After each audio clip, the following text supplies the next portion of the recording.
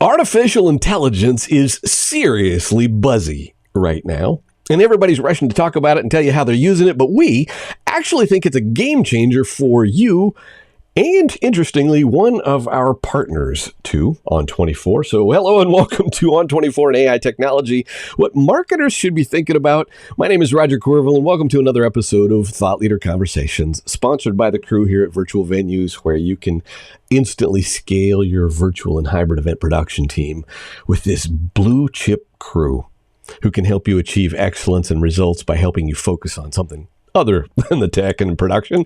But today, we are here to talk about ON24 and artificial intelligence as a jumping off point for other kind of big conversation stuff around what's going on in the world right now. Welcome back to the stage, fellow industry old timer who just happens to be the co-founder and head cook and cat herder here at V2. Welcome, Aaron.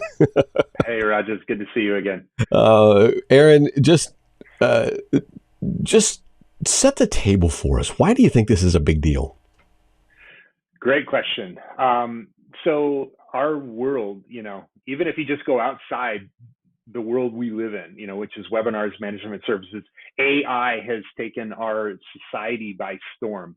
And it literally is impossible to go anywhere and not hear, or when you go online and use a document or an interface or a program, it literally is impossible not to see some interaction or integration or suggestion of utilizing AI to help you be more efficient with your time. It's at a freakishly large level of interest and adoption already. And I think what we're in at maybe 12 months or so, as a product and as a service and as an idea that's really started taking root in our society. And so if you take that as an idea, that kind of larger idea of what AI has done to our society and the potential implications, and then you kind of squish that down into our market, the changes are equally impressive, and the changes and the challenges and the potential especially are all there, just like they would be with a lot of the other tools around there in the market today. So before we get to even use cases and places that this is going to drive effectiveness and efficiency and the various things that you see it affecting, let's just talk about the root, right? Which is the data, right? Yeah. Obviously, we've been all about the data for a long time because that's why people do webinars, and it's part of what we have had particular attention to, in part because we've gone through countless deep security reviews on behalf of clients who want to vet us en route to saying, okay, you're a trusted partner. We can trust you with our data, particularly like in financial services or healthcare or something like that. Talk about the nature of data, maybe generally, but specifically with regard to AI and maybe how ON24 is handling it. Yeah. Well, and you put the nail on the head there, the head on the nail right there, in that data is everything. Data has always been the gold in the hills that every marketer is needing to pull out, to extract, whether you're doing webinars, any type of thing that you have, any type of a marketing type of presence. You're ultimately looking to learn more about your market. You're looking to learn more about who you're potentially selling to so that you can be better at your job. And so when you throw AI into the picture, there's a couple levels of what AI potentially does. And I want to get back to that here in a minute. But just from a general basis, from a general kind of viewpoint, AI essentially helps you to become more efficient and better finding, and helps you to find better ways to use your time, essentially. And so there are kind of like the beginning tasks, and then there's the higher level functionality of what AI might and potentially is headed to, that I think are worth exploring. But all of it is wrapped around that data kind of analogy. The other thing I wanted to point out too, that I think is a good kind of a segue, is I wanted to say also that or clarify that our discussion here today, this is not a commercial for ON24. I just want to kind of call that out. We have been in the market long enough, and we have been very fortunate to work and partner with a lot of enterprise level platforms and streaming systems and stuff like that. And so we have a very good kind of vantage point to kind of look and see how things like AI are affecting the market and affecting the world which we live in. Having said that, I would be the first to say that I am personally very impressed with what On24 has rolled out. They do, to my knowledge, they are one of the very few companies that are really, really leaning into AI from a development and from a potential use case analogy and design. And so their tools that they have rolled out. So they have a tool called ACE, which is Analytics and Content Engine, which I know that's a large part of what we can dive in here to today. It's very forward leaning, and I'm not really aware of a lot of other platforms that have similar products already in the market today. And so I just want to clarify that we're not up here as complete, unabashed cheerleaders for On24, but it's pretty interesting and worth noting how forward leaning and how much emphasis they have placed on AI as a data manipulation and data integration and improvement kind of a tool. Yeah. In fact, let me jump in there, because I think that's a useful distinction. But here's why you, as the listener, might actually find this of value, right? I mean, at least what we would hope to bring you in terms of value, right? We here at V2 have always kind of prided ourselves on being kind of platform agnostic, right? And there aren't really any industry analysts in this mature industry. There aren't really any industry analysts that really kind of keep their eye on the market, right? So when we've got clients on 24 and WebEx and Zoom and Teams and et cetera, Webinar.net, you name it. And everybody's talking about AI. And yet at the same time, we've seen some cool stuff. And On24 kind of fits a unique niche in that, one, they don't have a meeting platform, right? So unlike almost all of those others where there's, the meeting platform that you do your day-to-day team meetings on, and then they might also have a webinar or broadcast or streaming kind of product. On24 is uniquely targeting the enterprise marketer, right? And they do that really, really well. And to Aaron's point, they're forward leaning because everybody's talking about AI, but they've got some cool stuff cooking, and that's what we're here to talk about. Aaron, back to you. Yep. No, I think you're exactly right. And during our relationship with On24, it's been fun to watch that really strong forward push. And again, to beat the dead horse that you just talked about, it really kind of gives you an insight in terms of where they think the market is going, but also their continued ability, for lack of a better word, to help dictate where the market is going, just because of the way that they have been able to kind of stay ahead of that parade, so to speak, and kind of push things out that others are kind of watching and learning from their own side. And the other thing too that I was going to say too, it's always helped me when I think about AI and when we start trying to get our head wrapped around, how can AI help me? Or what does it do? Or why is it what everybody is talking about?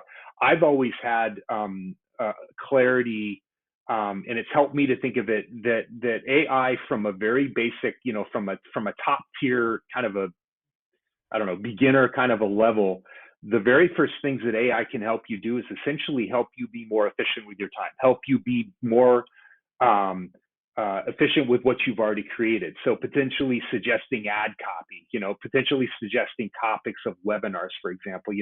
There's a million chat GPT or type programs that are out there that will help you to write copy. And, 70% of the time it's pretty good relative, the couple, maybe 20, 30% you're going to have to come back and manipulate. But from the very basic level, helping me as a marketer to be more efficient with my time is really where you begin to see that first level of what AI potentially can do. And from that, you can grow up into, providing some of the stuff that getting back to On24's ACE product, can do in terms of providing heat maps so that it shows you where the higher levels of engagement were on your webinar, for example. Things like that are very cool, and that inevitably rolls into, however you want to think about a higher level tier of, not only can you be more efficient and smarter with your time, but you might also become better with your time. So, going back to the idea of having SEO suggest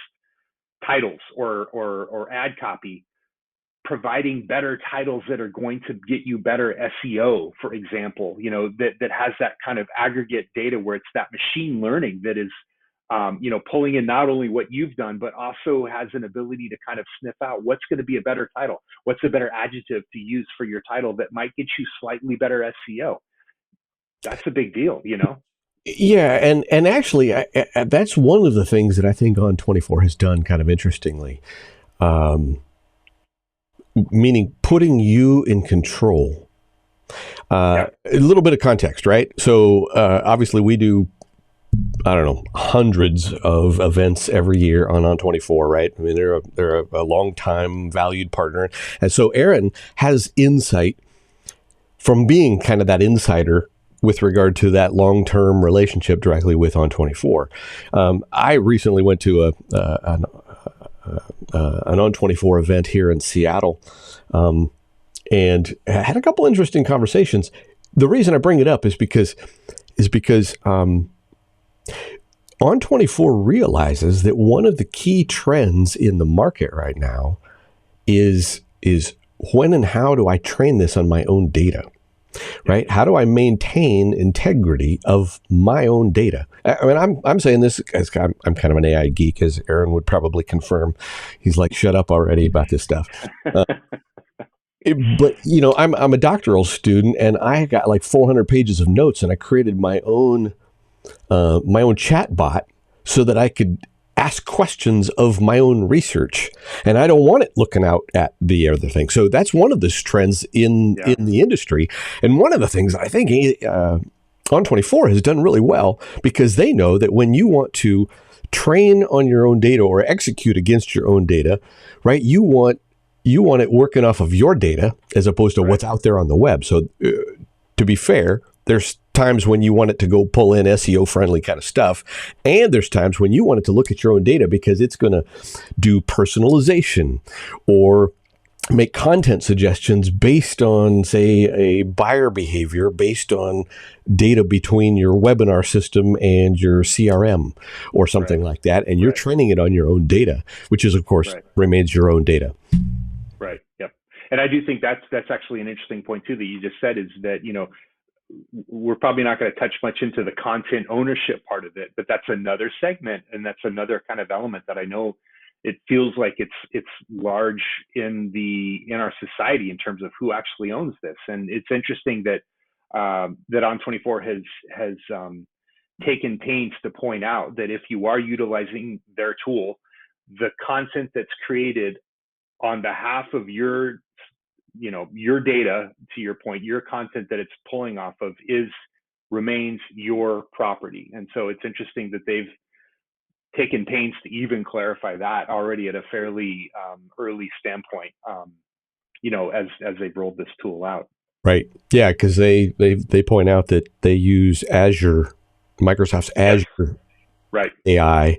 Right. Does not interact with Open AI or other models. So that's and the other thing too that I think is interesting is that so we have another client that is a shared partner with On24 that we produce and manage their campaigns from a professional production level, and they have unique, well, I wouldn't say unique, but enterprise level requirements, which is legal has to review and approve all content before it even remotely gets to a registration page or a website. And so that's even another layer, so if you have your AI tool generate content, you've got to have an ability to provide that to legal in this case, or whoever the body might be that needs to review stuff, your boss, whatever.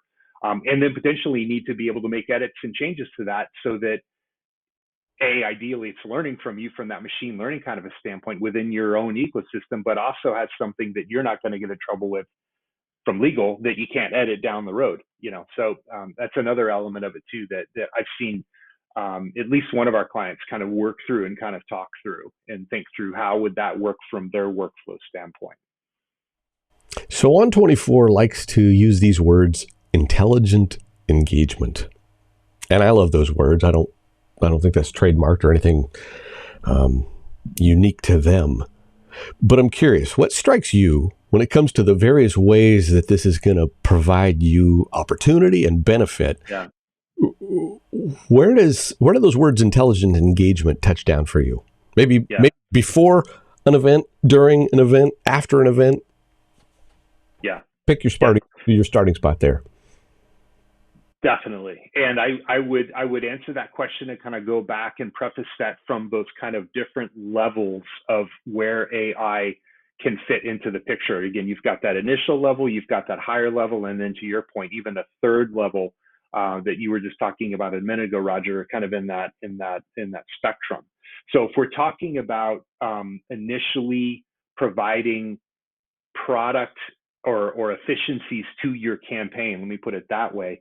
Automating your workflow is obviously a very big one to begin with, where 90% of what you're setting up on a webinar platform, you've already done 20 times. And almost every platform out there does have an ability to clone an event or copy of it or whatever it happens to be. But that's a very basic kind of higher level function. Again, I think pretty much everybody has that, where you're not having to recreate the development wheel of setting stuff up and putting it together and setting up your event to look the same as it always has. You can provide that via templates and have that be smarter as a way for you to use your time. In addition to that, and this is where AI also would start to come in, is that we're going to be talking a lot, both in this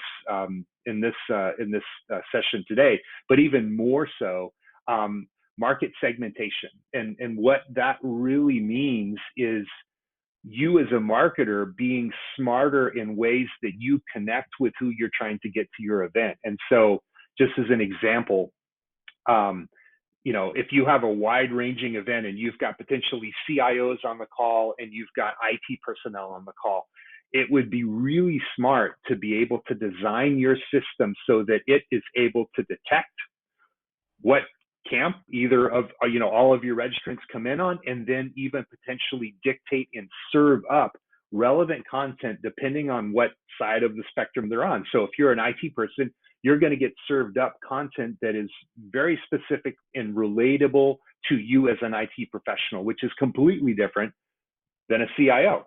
It goes back to data again. One thing. I mean, right. A/B testing on web pages is not a new idea, but sadly, in the world of virtual events, we still haven't really had what you were just talking about, which is the ability to go, based on X, Y, or Z, I detect that you are Y, and I'm going to serve up a different reg page to you, or something like that. And I realize that some of this may actually end up being kind of maybe forward-leaning, right? We don't, please, if you're listening, don't take every one of these things as something that ON24 can do today, or frankly anybody. But this is where it's going, right? It's kind of like the workflow part that you were talking about, right? Everybody has the ability to copy forward an event, right? I created this event, and now I want to reuse that and maybe even call it a template so that I don't have to redo all my branding and all of the stuff that I had already taken time to do. But what about when that intelligent engagement takes it to the next level? And maybe says, "Oh, you scheduled this on, September 3rd. Do you realize that that's a holiday week? Yeah. Do you want to do that in a holiday week or whatever, right?"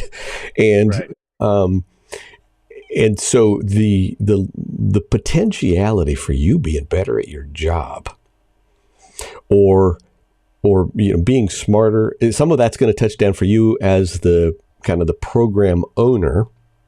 Some of it's going to touch down for us as the producers, right? Because as you get more strategic, then knock on wood, maybe you consider, outsourcing the production to a production crew like us. Right. But both serve to help you be a whole lot more effective and efficient at your job. So there's exactly. 1,000 of those little things that start to touch down in the detail. that's that first level, right? That's that first level of how do I become smarter and more efficient with my time, but also potentially growing into that where I become better at my job. Better at my job because I'm utilizing a tool or a product that has AI integrated in it, because I have either better data or more insightful data that I can act on, or I'm even segmenting that out and being proactively more efficient as I'm looking at nurturing those leads. That's exactly it. And that's why, again, not a commercial to On24, but it is impressive that I think that the ability and the aha, the hallelujah moment, of like, let's just figure out a way to segment our audience. Okay, and I'll program that into my system, and I'm going to identify my segments that I know I'm going to hit, and I'm therefore going to be able to serve them up different content. During the event, I can serve up different things for call to actions depending on who those segments are. It's just very cool stuff. And to continue your question about before, during, and after. There are other obvious elements of providing transcripts, even, or taking your content and flipping it into a blog, or an ebook or something like that. Just having that automatically be generated. Another one that I really love, that I think is very cool, is visually providing a marketer essentially a heat map of your recording. Visually providing you with a heat map that actually visually shows you where the highest levels of integration on your event were. And that's metriced via audience engagement. So questions, annotations, chat, things like that all go into that algorithm to provide that. So you visually can see where the greatest hits are, but then even taking it one additional level of having the system automatically create snippets of those heat map points that you can then serve up back to those relative segments of your market.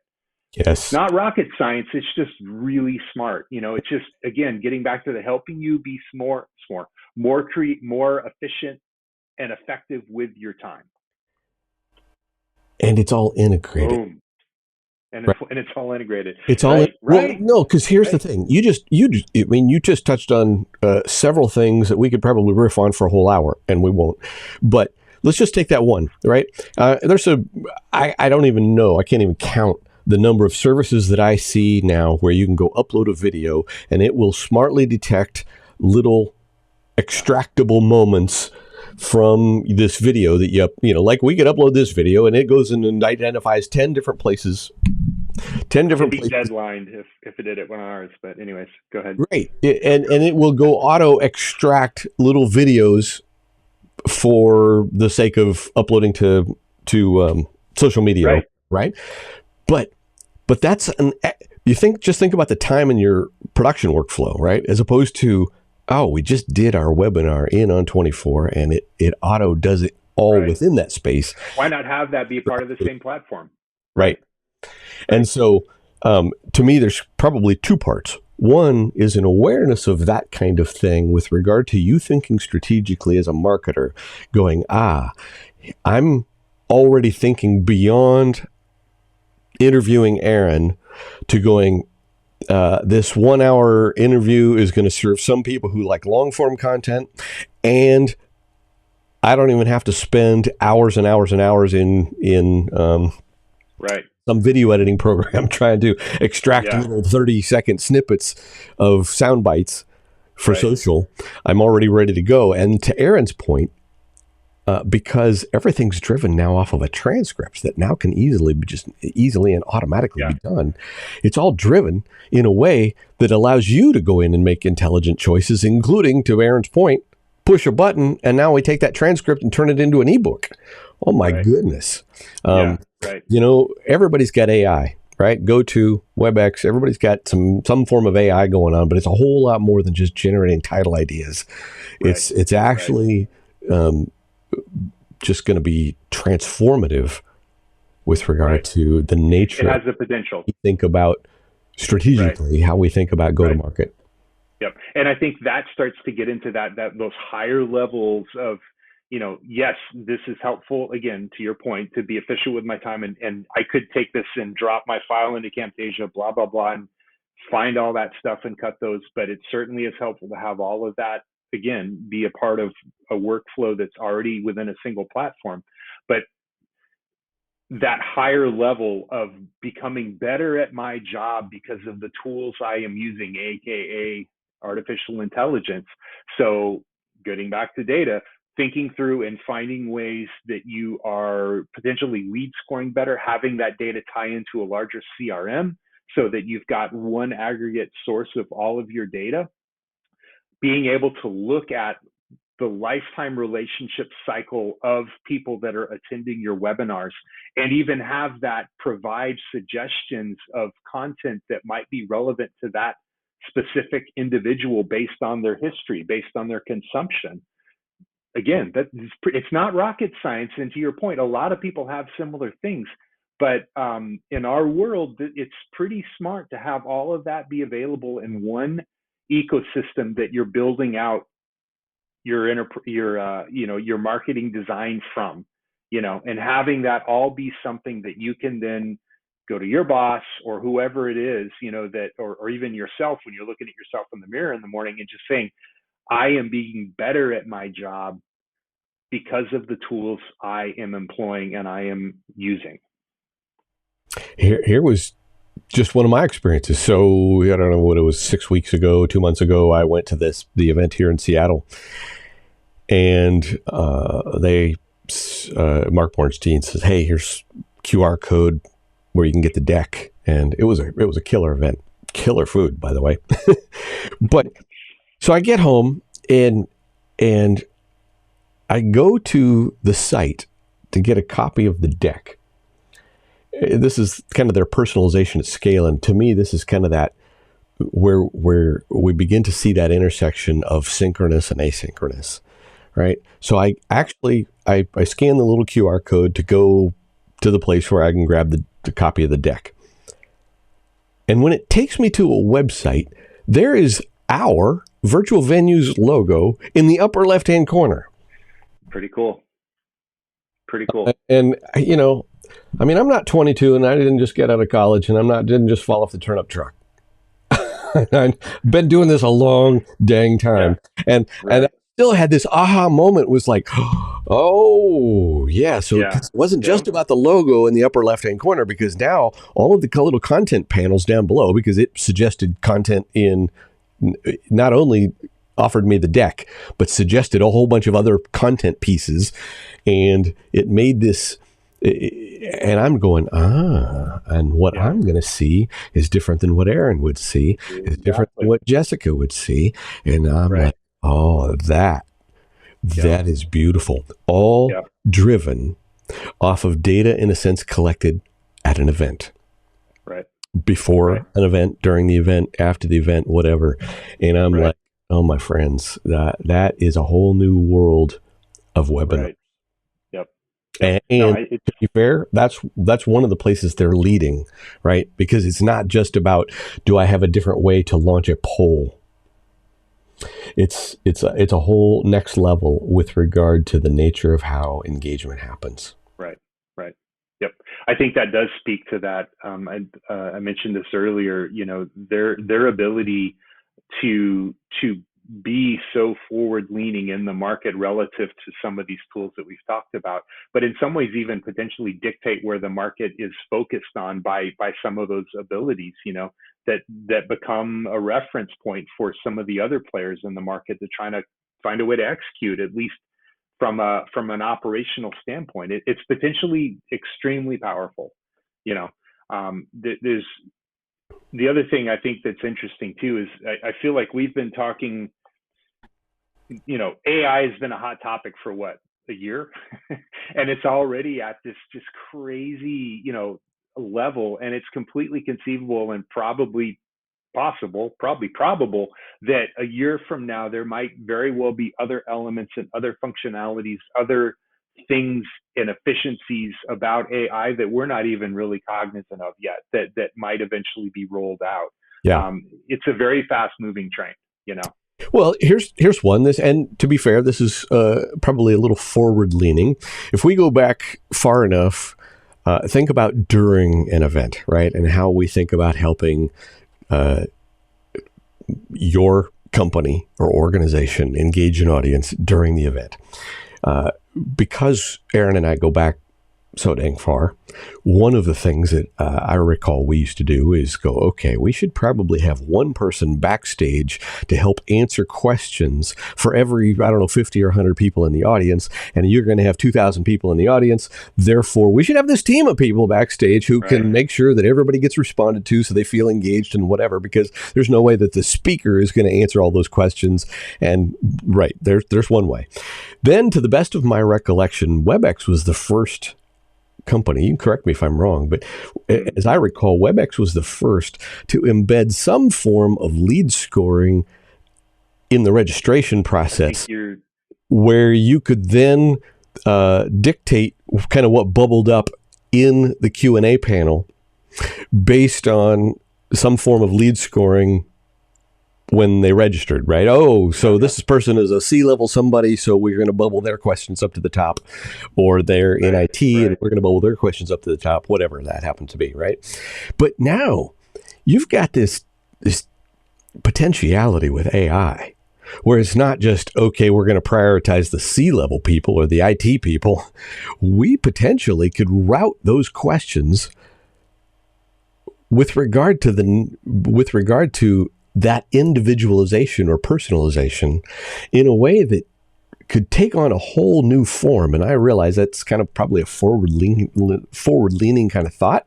But when you think about personalization at scale, when you think about an engaging two-way experience, when you think about the nature of how you engage and nurture people before, during, and after, I think we're going to see some mind-blowing stuff. And it's, like you said, this isn't an ON24 commercial. They just happen to be pushing the envelope right now. Right. Yeah. And we're privileged to be able to see that, and I do think that we stand in a fairly unique position to be able to look at where's ON24 going? Where's webinar.net going? What's the abilities of, a specific console in relation to one of these topics? I think we're both kind of in agreement with the potential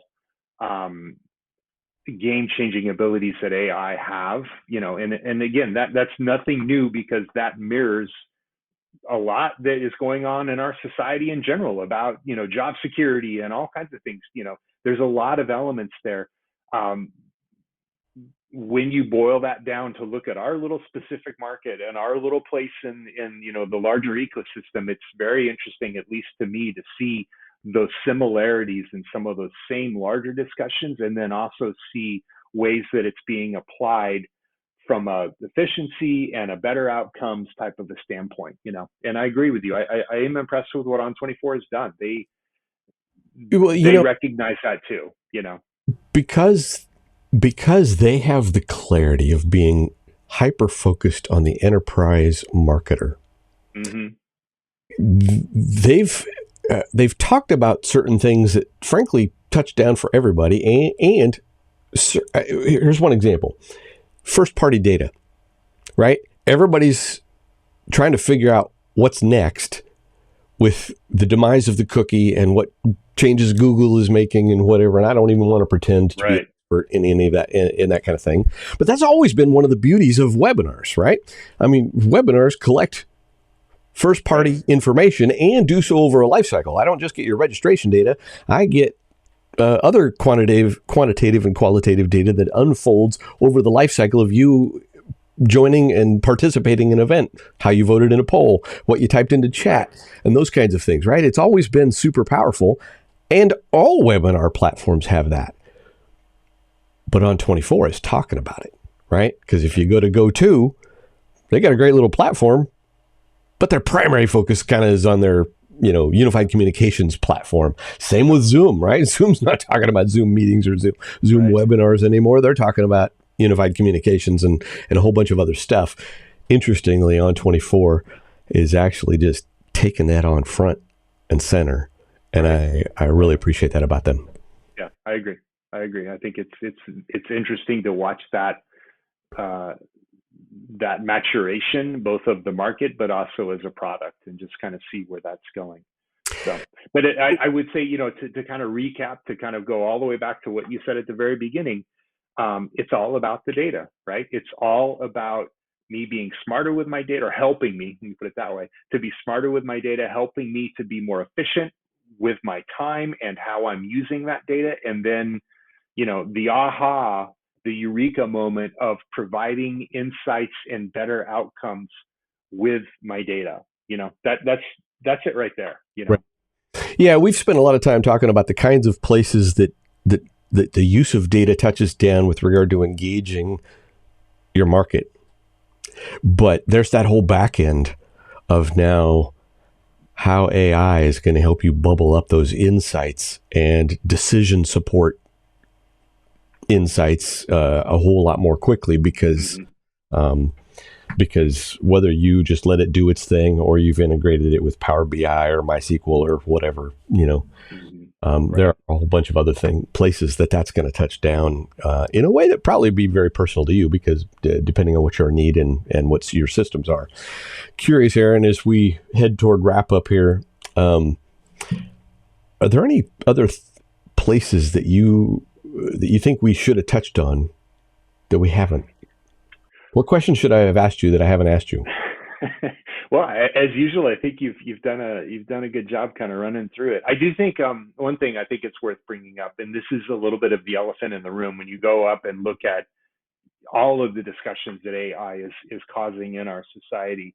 There's that inevitable kind of end result that people are talking about what AI is, and it's like an extension of what we've been talking about, where AI, like what we all talked about, is helping you to be smarter and more efficient with your time. And ultimately, if you're really looking at this through, there's the potential that means that could potentially mean that you need less people on your staff or on your workforce to provide a similar or even potentially better solution to your marketing needs. I mean, that's again, that's that underwritten kind of question of where is AI going? Is it going to take all of the content writer jobs and stuff like that? That's a totally different topic, but it's related. And I do think that that's where a lot of this will go, because when you are a marketing person and you are, in the old days, you are making the justification of hiring a content and a webinar management person, to your staff, those are hard costs. And you have to make the justification that this is going to provide you with the benefits of, better content, better production, better qualities and stuff like that.